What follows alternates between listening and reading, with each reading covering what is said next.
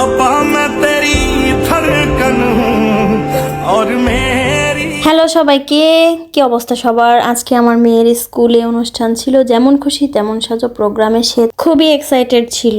আর সেই খুশিতে সন্ধ্যাবেলায় আশির মাম্মা আশিকে খাওয়াতে নিয়ে গিয়েছিল। সাথে আমরা ফ্রি। আশির মাম্মা আমার অনেক কাছের মানুষ, আমার ভাবি, আমার বন্ধু, সবই উনি একজনই।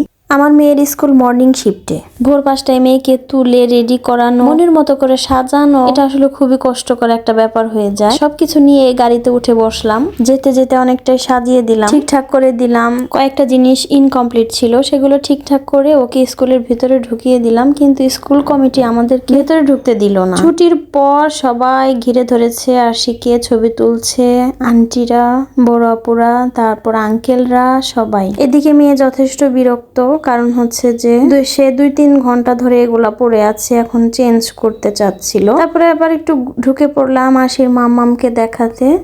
দিন বাসায় এসে তাকে চেঞ্জ করিয়ে দিলাম। সব মিলিয়ে যথেষ্ট সুন্দর হয়েছিল এবং সে অনেক খুশি হয়েছিল। তার খুব ইচ্ছা ছিল এরকম করে সাজবে। যাওয়ার সময় আমি আবার ওকে বোঝাতে নিয়ে গিয়েছিলাম যে ফার্স্ট, সেকেন্ড, থার্ড বড় কথা না, তুমি সুন্দর করে সেজেছো, প্রোগ্রামে অ্যাটেন্ড করেছো, এটাই বড় কথা।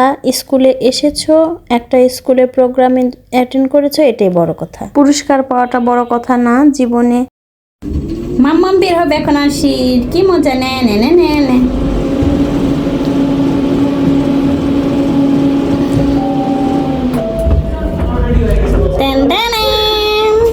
আমরা চলে গিয়েছিলাম মোহাম্মদপুরের রিং রোডে আদাবর থানার উল্টা পাশে। রেস্টুরেন্টের নাম হচ্ছে টাইম স্কোয়ার।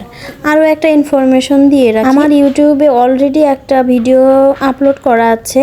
এই বিল্ডিং এরই উপরে রুফটপে একটা আরো সুন্দর একটা রেস্টুরেন্ট আছে, যার নাম হচ্ছে দ্য ইটালিয়া এন্ড দ্য সেগ্রেটো, যেটাতে অলরেডি আমরা খেয়েছি, ঘুরেছি। অনেক সুন্দর জায়গা। আমার ভিডিওটি আপনারা দেখে নিতে পারেন। ইয়েস, দেখা যাক কি হয়, আর সে পারে কিনা।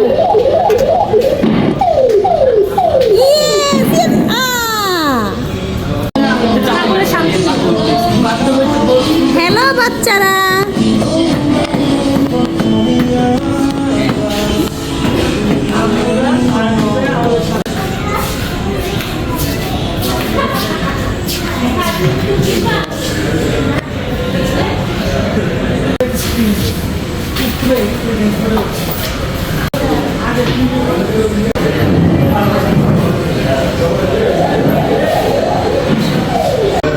আরো খেলবে একটা? দাঁড়া।